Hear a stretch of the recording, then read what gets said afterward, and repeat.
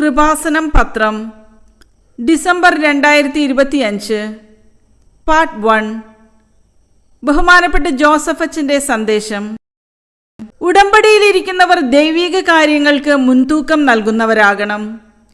ഉടമ്പടിയുടെ ഒരു ഉദ്ദേശം നമ്മുടെ താൽക്കാലികമായ ഒരു ജീവിത പ്രശ്നം പെട്ടെന്ന് പരിഹരിച്ച് കിട്ടുക മാത്രമാണെങ്കിൽ കുറച്ച് താമസം വരും. ഉടമ്പടിയിൽ നമ്മൾ ആരോടാണ് ഉടമ്പടി ചെയ്യുന്നതെന്ന് ആദ്യമേ മനസ്സിലാക്കണം. ഈശോയോടല്ലേ ഉടമ്പടി ചെയ്യുന്നത്.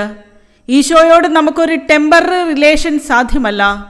അതിൻ്റെ കാരണം എല്ലാ വചനങ്ങൾക്കും 2 ശരീരമുണ്ട്, 2 ജ്ഞാനമാർഗങ്ങളുണ്ട് എല്ലാ വചനങ്ങൾക്കും. ഒന്ന് അതിൻ്റെ ഇമ്മീഡിയറ്റ്, പിന്നെ അതിൻ്റെ ലാറ്ററൽ പാർട്ടും. നമുക്ക് മനസ്സിലാകുന്ന ഒരു അറിവിൻ്റെ തലമുണ്ട്, അല്പം കഴിഞ്ഞ് മനസ്സിലാകുന്ന ഒരു ജ്ഞാനത്തിൻ്റെ തലമുണ്ട്. വചനത്തിന് 2 അറിവിൻ്റെ ആസ്വാദന അനുഭവ തലങ്ങളുണ്ട്. ഒരു തലം നമുക്ക് പെട്ടെന്ന് അറ്റ് എ ഗ്ലാൻസ് മുഖതാവിൽ മനസ്സിലാകുന്ന ഒരർത്ഥമുണ്ട്, അതാണ് അറിവിൻ്റെ തലം. കുറച്ചു കഴിഞ്ഞ് മനസ്സിലാകുന്ന ഒരർത്ഥമുണ്ട്, അതാണ് ജ്ഞാനത്തിൻ്റെ തലം. ഈടുറ്റ വചന ഉപാസകർ ജ്ഞാനതലത്തിന് കൂടി പ്രാധാന്യം കൊടുക്കും. അല്ലാതെ കാര്യമാത്ര പ്രസക്തർ ഇപ്പോഴുള്ള വിഷയത്തിനെ പ്രാധാന്യം കൊടുക്കുകയുള്ളൂ. ഈശോ ഒരു വചനം പറഞ്ഞില്ലേ, ഞാൻ ചെയ്തതെന്തെന്ന് ഇപ്പോൾ മനസ്സിലാകില്ല, പിന്നീട് മനസ്സിലാകും. നിങ്ങളൊരു കണ്ടിന്യൂസ് റിലേഷനാണ് ഈശോയുമായിട്ട് ഉദ്ദേശിക്കുന്നതെങ്കിൽ നിങ്ങൾ ആദ്യമേ ചില നിലപാടുകൾ എടുക്കണം. ഞാൻ ഈ പറയുന്ന വിഷയം എനിക്ക് തന്നെ ഗുണമോ എനിക്ക് തന്നെ ദോഷമോ എന്ന് എനിക്കറിയില്ല. പക്ഷെ എനിക്ക് ഒന്നറിയാം, ഈ വിഷയം കിട്ടിയാലും കിട്ടിയില്ലെങ്കിലും ഞാൻ നിന്റെ കൂടെ തന്നെ നിൽക്കും. അതാണ് നമുക്ക് എടുക്കാവുന്ന നിലപാട്. കാരണം കർത്താവുമായിട്ടൊരു ടെമ്പററി റിലേഷൻ സാധ്യമല്ലാത്തത് കൊണ്ടാണ്.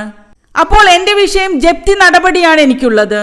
അത് മാറിയാലും മാറിയില്ലെങ്കിലും ഞാൻ നിന്നെ തന്നെ സേവിച്ച് നിന്റെ കൂടെ തന്നെ നിൽക്കും. നിങ്ങൾ മനസ്സിൽ അതൊരു തീരുമാനമായിട്ട് എടുക്കണം. കഴിഞ്ഞ ദിവസം അലക്സച്ചൻ്റെ പള്ളിയിൽ ഒരു പോപ്പുലർ മിഷൻ ധ്യാനം നടന്നു. അച്ഛൻ എന്നോട് ധ്യാനം കഴിയുമ്പോൾ ഒരു സമാപന സന്ദേശം കൊടുക്കണമെന്ന് പറഞ്ഞു. ഞാൻ അച്ഛൻ്റെ പള്ളിയിൽ സന്ധ്യയ്ക്ക് 7 മണിക്ക് പോയി. ഞാൻ അച്ഛൻ്റെ പള്ളിയിൽ പോയി 3/4 മണിക്കൂറോളം ഇരുന്ന് പ്രാർത്ഥിച്ചു. സമാപന സന്ദേശം ആരാണ് കൊടുക്കേണ്ടത്? അത് കർത്താവല്ലേ കൊടുക്കേണ്ടത്. അതാണ് വിഷയം. എനിക്കൊരു 1000 സന്ദേശമുണ്ട് കൊടുക്കാൻ, അത് ഞാനായിരിക്കും കൊടുക്കുന്നത്. അവിടെ കർത്താവിന് ചെയറില്ല. ഞാനൊരു വിശ്വാസ പ്രമാണം ചൊല്ലിയതിനു ശേഷം കർത്താവ് എന്താണ് സമാപനത്തിൽ അവരോട് സംസാരിക്കാൻ ഉദ്ദേശിക്കുന്നതെന്ന് നോക്കിയിട്ട് ഞാൻ വചനം തുറന്നു. വചനം തുറന്നപ്പോൾ എനിക്ക് കിട്ടിയ വചനം ലൂക്ക 19:48 വചനമാണ്. ആദ്യം എനിക്ക് മനസ്സിലായില്ല, പിന്നീട് മനസ്സിലാക്കിയപ്പോൾ അത് വല്ലാത്ത മനസ്സിലാക്കലായിപ്പോയി. ലൂക്ക 19:48. എന്നാൽ അവർക്കൊന്നും ചെയ്യാൻ കഴിഞ്ഞില്ല. കാരണം ജനങ്ങളെല്ലാം അവൻ്റെ വാക്കുകളിൽ മുഴുകി അവനെ വിട്ടുപോകാതെ നിന്നു. അതാണ് അവിടെ പോപ്പുലർ മിഷൻ ധ്യാനം കഴിഞ്ഞപ്പോൾ ജനങ്ങളുടെ ഹൃദയത്തിൽ സംഭവിച്ച കാര്യം. ജനങ്ങളെല്ലാം കർത്താവിൻ്റെ വചനങ്ങളിൽ മുഴുകി കർത്താവിനെ വിട്ടുപോകാതെ നിൽക്കുകയാണ്. മനസ്സുകൊണ്ട് കർത്താവിനോട്, കർത്താവെ ഞങ്ങളെ വിട്ടുപോകലേ എന്ന് പറയും. ഈശോയെ പിടിക്കാൻ വേണ്ടി വിട്ട ആൾക്കാരുണ്ടല്ലോ, തിന്മയുടെ ശക്തിക്ക് അവനെ ഒന്നും ചെയ്യാൻ കഴിഞ്ഞില്ല. കാരണം ജനങ്ങളെല്ലാം അവൻ്റെ വാക്കുകളിൽ മുഴുകി അവനെ വിട്ടുപോകാതെ നിന്നു. ഈശോ വചനത്തിലൂടെ സംസാരിച്ചത് ഇതാണ്: ജനങ്ങളിപ്പോൾ ഓക്കെയാണ്, അവർ അഭിഷേകത്തിലാണ്, കർത്താവിൻ്റെ വചനങ്ങളിൽ മുഴുകി നിൽക്കുകയാണ്. ഈ അരൂപി നിലനിർത്താൻ പറയണം. കാരണം കർത്താവിൻ്റെ വചനത്തിൽ കണ്ടിന്യൂറ്റിയോടുകൂടി നിൽക്കുകയാണെങ്കിൽ ആർക്കും ഒന്നും ചെയ്യാൻ പറ്റില്ല. എന്ന് വെച്ചാൽ തിന്മയുടെ ശക്തികൾക്ക് ഒരിക്കലും നമ്മെ തൊടാൻ പറ്റില്ല. ക്രിസ്തുവിൽ നിന്ന് നമ്മെ അകറ്റുന്നതെല്ലാം തിന്മയായിരിക്കും. ദൈവത്തിൻ്റെ വചനം അനുസരിക്കുന്നതും അനുസരിക്കാത്തതുമാണ് നന്മയും തിന്മയുമായി പഴയ നിയമത്തിൽ വരുന്നത്. അതൊരു പഴത്തിൻ്റെ ഫിഗറേറ്റീവിൽ അവതരിപ്പിക്കുന്നു എന്ന് മാത്രമേ ഉള്ളൂ. നന്മയും തിന്മയും എന്ന് പഴയ നിയമത്തിൽ പറയുന്നത് വചനം തന്നെയാണ്. പുതിയ നിയമത്തിൽ വരുമ്പോൾ വചനം മാംസമായ ഈശോയാണ് നന്മ തിന്മയുടെ അടിസ്ഥാനം. ഈശോയാണ് ജീവന്റെ ഫലം എന്ന് പറയുന്നത്. ഈശോയെ സ്വീകരിക്കുകയോ സ്വീകരിക്കാതിരിക്കുകയോ ചെയ്യുന്നതാണ് നന്മ തിന്മകളുടെ മാനദണ്ഡം എന്ന് പറയുന്നത്. നമുക്ക് ഏതെങ്കിലും ഒരു പ്രാർത്ഥനയുടെ കാര്യം നടന്നോ നടന്നില്ലേ എന്ന് വിചാരിച്ചുകൊണ്ടാണ് ആൾക്കാർ ദൈവത്തിൻ്റെ കൂടെ നിൽക്കുന്നതും വിട്ടുപോകുന്നതും. വിഷയാധിഷ്ഠിതമാണ് റിലേഷൻസ്. 1 കൊറിന്തോസ് 15:19. ഈ ജീവിതത്തിന് വേണ്ടി മാത്രം ക്രിസ്തുവിൽ പ്രത്യാശ വെച്ചിട്ടുള്ളവരാണെങ്കിൽ നമ്മൾ എല്ലാ മനുഷ്യരെയുംകാൾ നിർഭാഗ്യരാണ്. അപ്പോൾ ഈ ജീവിതത്തിന് വേണ്ടിയുള്ള വീട്, ജോലി, വിവാഹം, ജപ്തി നടപടി മാറുക, അങ്ങനെ ഈ ജീവിതത്തിനു വേണ്ടി മാത്രമാണ് നിങ്ങൾ ഉടമ്പടി വെച്ചിട്ടുള്ളെങ്കിൽ മറ്റു മനുഷ്യരെക്കാൾ, അതായത് ഉടമ്പടി എടുക്കാത്ത ആൾക്കാരെക്കാളും ക്രിസ്തുവിനെ അറിയാത്ത ആൾക്കാരെക്കാളും നിങ്ങൾ ഹതഭാഗ്യരാണ്. ക്രിസ്തുവുമായിട്ടുള്ള വഴിയാത്രയിൽ ഇപ്പോൾ അനുഭവിക്കുന്ന ഒരു അനുഭവവുമുണ്ട്, പിന്നീട് വരുന്ന ഒരനുഭവവുമുണ്ട്. ഇപ്പോൾ ഉള്ളത് അറിവാണ്, പിന്നീട് വരുന്നത് ജ്ഞാനമായിരിക്കും. ഈ ജ്ഞാനം വരുന്ന അത്രയും കാലം നമ്മൾ തീഷ്ണതയിൽ പുരോഗമിക്കേണ്ടി വരും. നമുക്ക് ആദ്യം കിട്ടുന്നത് അറിവാണ്. ഞാൻ നിങ്ങളെ അനാഥരായി വിടുകയില്ല. അതിനകത്തൊരു അറിവുണ്ട്, അതിനകത്തൊരു ജ്ഞാനവുമുണ്ട്. യോഹന്നാൻ 14:18, ഞാൻ നിങ്ങളെ അനാഥരായി വിടുകയില്ല, ഞാൻ നിങ്ങളുടെ അടുത്തേക്ക് വരും. ഞാൻ നിങ്ങളെ അനാഥരായി വിടുകയില്ല എന്ന് വെച്ചാൽ ഞാൻ നിങ്ങളെ സന്ധിക്കാതിരിക്കുകയില്ല. അതിന് കാരണം ഈശോ തന്നെ പറയുന്നുണ്ട്, ഞാൻ അവരെ വെറും കൈയോടെ പറഞ്ഞു വിട്ടാൽ അവർ വഴിയിൽ തളർന്നു വീഴും. ഈ വചനങ്ങളെല്ലാം കൂട്ടി വായിക്കേണ്ടതാണ്. ഈശോയുടെ മൈൻഡ് സെറ്റ് അതാണ്. മർക്കോസ് 8:2-3 വചനങ്ങൾ. ഈ ജനക്കൂട്ടത്തോട് എനിക്ക് അനുകമ്പ തോന്നുന്നു. ഇവർ 3 ദിവസമായി എന്നോടുകൂടെയാണ്. അവർക്ക് ഭക്ഷിക്കാൻ ഒന്നുമില്ല. അവരെ വിശപ്പോടെ വീട്ടിലേക്ക് പറഞ്ഞയച്ചാൽ വഴിയിൽ തളർന്നു വീണേക്കും. ഈ വിഷയം ഈശോ തീർച്ചയായും അഡ്രസ് ചെയ്യും. അവർക്ക് ഭക്ഷിക്കാൻ ഒന്നുമില്ല. ജോലിയും IELTSുമെല്ലാം അതിൽ വരുന്നുണ്ട്. കാരണം ജോലിയില്ലെങ്കിൽ നമുക്ക് പൈസയില്ല. പൈസയില്ലെങ്കിൽ ഭക്ഷണം മാത്രമല്ല പല കാര്യങ്ങളും ഉണ്ടാകാതിരിക്കും. അവരെ വിശപ്പോടെ വീട്ടിലേക്ക് പറഞ്ഞയച്ചാൽ വഴിയിൽ തളർന്നു വീഴും. ഒരു കാര്യം സത്യമാണ്, വഴിയിൽ തളർന്നു വീഴാത്ത നടപടിക്രമങ്ങൾ ഫസ്റ്റ് എയ്ഡ് പോലെ നമുക്കും കിട്ടും. ഉടമ്പടിയിൽ ഫസ്റ്റ് എയ്ഡ് കിട്ടിയിരിക്കും.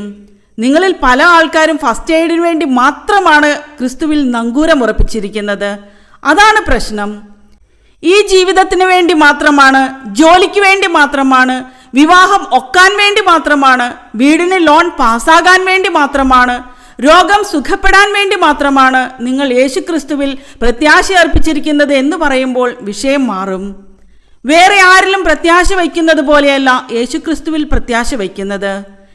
ഈ ജീവിതത്തിനു വേണ്ടി മാത്രമാണ് നിങ്ങൾ യേശുക്രിസ്തുവിൽ പ്രത്യാശ അർപ്പിച്ചതെങ്കിൽ ഈ ജീവിതത്തിനു വേണ്ടി ഓരോരോ ദൈവസങ്കല്പങ്ങളിൽ പ്രത്യാശ അർപ്പിച്ച മനുഷ്യരെക്കാൾ നിങ്ങൾ ഹതഭാഗ്യവാന്മാരാണ്. അപ്പോൾ പിന്നെ എന്ത് ചെയ്യണം? യേശുക്രിസ്തുവിൽ പ്രത്യാശ അർപ്പിക്കുന്നവൻ അതിൻ്റെ സെക്കൻഡ് ഓപ്ഷനിൽ എന്ത് ചെയ്യണം? നിത്യതയ്ക്ക് വേണ്ടി യേശുവിൽ പ്രത്യാശ അർപ്പിക്കണം. എപ്പോഴും ക്രിസ്തുവിലേക്ക് വരുമ്പോൾ ലോകത്തിലെ കാര്യങ്ങൾ രണ്ടായിട്ട് തിരിക്കും.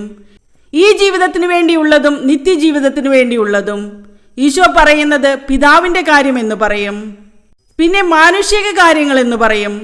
പരിശുദ്ധ അമ്മയോട് ഈശോ എന്താണ് പറയുന്നത്? നിങ്ങൾ എന്തിനാണ് എന്നെ അന്വേഷിക്കുന്നത്? ലൂക്ക 2:49. നിങ്ങൾ എന്തിനാണ് എന്നെ അന്വേഷിച്ചത്? ഞാൻ എൻ്റെ പിതാവിൻ്റെ കാര്യങ്ങളിൽ വ്യാപൃതനായിരിക്കേണ്ടതാണെന്ന് നിങ്ങൾ അറിയുന്നില്ലേ? നിങ്ങൾ എന്ന് പറഞ്ഞാൽ അമ്മയ്ക്കിത് കൃത്യമായിട്ട് അറിയാം.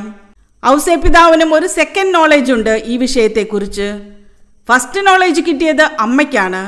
കാരണം മംഗളവാർത്ത കിട്ടിയത് അമ്മയ്ക്കാണല്ലോ. പിതാവിൻ്റെ കാര്യം ആദ്യം അമ്മയോടല്ലേ പറഞ്ഞത്? അതുകൊണ്ടാണ് നിങ്ങൾക്കറിവില്ലേ എന്ന് ചോദിക്കുന്നത്.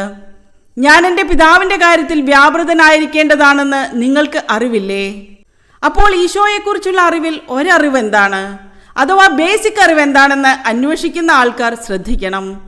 നിങ്ങൾ എന്തിനാണ് എന്നെ അന്വേഷിച്ചത് എന്ന് വെച്ചാൽ എന്തിനാണ് എന്നെ അന്വേഷിക്കുന്നതെന്ന് ചോദിച്ചു കഴിഞ്ഞാൽ എന്നെ അന്വേഷിക്കുന്നത് എന്തിനായിരിക്കണം എന്നാണ് ഈശോ പറയുന്നത്.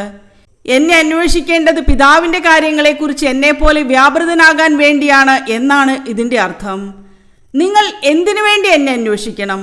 എന്നെപ്പോലെ നിങ്ങളും പിതാവിൻ്റെ കാര്യത്തിൽ വ്യാപൃതനാകാൻ വേണ്ടിയാണ് എന്നെ അന്വേഷിക്കേണ്ടത് എന്നാണ് വചനം പഠിപ്പിക്കുന്നത്. അപ്പം വർദ്ധിപ്പിച്ചതിൻ്റെ പിറ്റേ ദിവസം ആൾക്കാർ വട്ടിയും കൊട്ടയും എടുത്ത് പഴയ ഓർമ്മയ്ക്ക് ഈശോയുടെ അടുത്ത് വന്നിരുന്നു. അപ്പം വർദ്ധിപ്പിച്ചത് ഒരു ദിവസം സന്ധ്യയ്ക്കായിരുന്നു. കുറേ ആൾക്കാർ ഭക്ഷണം കഴിച്ചു. കുറേ ആൾക്കാർ വീട്ടിൽ കൊണ്ടുപോയി സപ്പറെല്ലാം കഴിച്ച ശേഷം അവർ പറഞ്ഞു, നാളെയും അവൻ അപ്പം വർദ്ധിപ്പിക്കും, അതുകൊണ്ട് നമുക്ക് വെളുപ്പിനെ പോകാമെന്ന്. അപ്പോൾ ഈശോ പറഞ്ഞ ഒരു വാക്കുണ്ട്, നിങ്ങൾ എന്തിനാണ് എന്നെ അന്വേഷിക്കുന്നതെന്ന് എനിക്കറിയാം. യോഹന്നാൻ 6:26.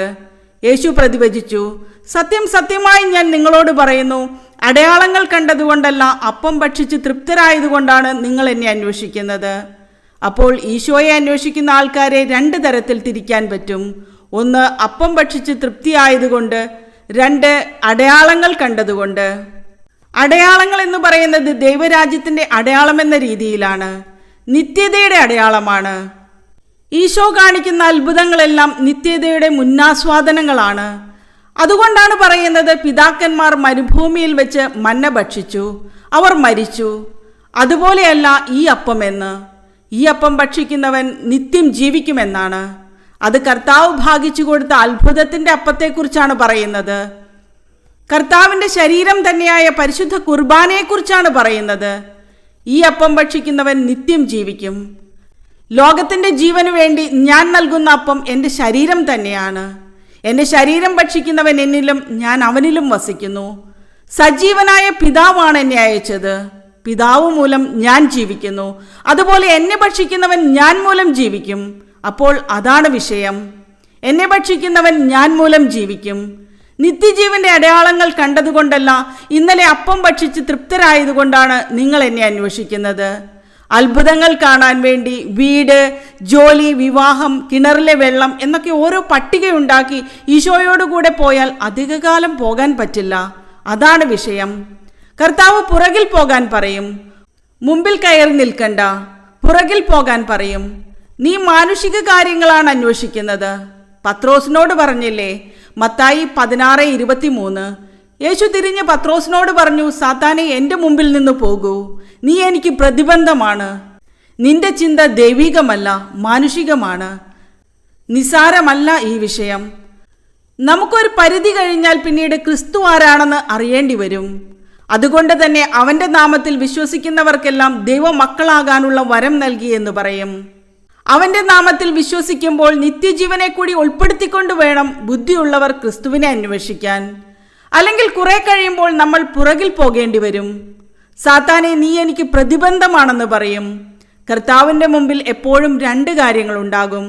അമ്മയോട് പറഞ്ഞില്ലേ, ഞാൻ എൻ്റെ പിതാവിൻ്റെ കാര്യത്തിൽ വ്യാപൃതനാകേണ്ടവനാണെന്ന് നിങ്ങൾക്കറിയില്ലേ? ഇപ്പോൾ എന്താണ് പത്രോസിനോട് പറയുന്നത്? നീ മാനുഷിക കാര്യങ്ങളാണ് അന്വേഷിക്കുന്നത്. അപ്പോൾ ഈശോയ്ക്ക് 2 കാര്യങ്ങളുണ്ട്. നമ്മൾ ഈശോയുമായിട്ട് മുന്നോട്ട് പോകാൻ ഉദ്ദേശിക്കുന്നുണ്ടെങ്കിൽ ഈ മാനുഷിക കാര്യങ്ങളുടെ കൂടെ തന്നെ നമ്മൾ ക്രിസ്തുവിലൂടെ ദൈവിക കാര്യങ്ങളും അന്വേഷിക്കണം. മരിക്കാതിരിക്കാൻ, നിത്യതയോളം ജീവിക്കാൻ നൽകിയിരിക്കുന്ന ഒരേ ഒരു നാമമാണ്. അതുകൊണ്ട് തന്നെ അവൻ്റെ വചനത്തിലും സാക്ഷിയായി ജീവിച്ചുകൊണ്ട് അവൻ നേടിയെടുത്ത അനുഗ്രഹത്തിന് പകരം അവൻ നേടിയെടുത്ത കൃപയുടെ പങ്കാളികളാകാൻ വേണ്ടിയുള്ള ബോധപൂർവമായ സാക്ഷി ശുശ്രൂഷ ചെയ്യണം.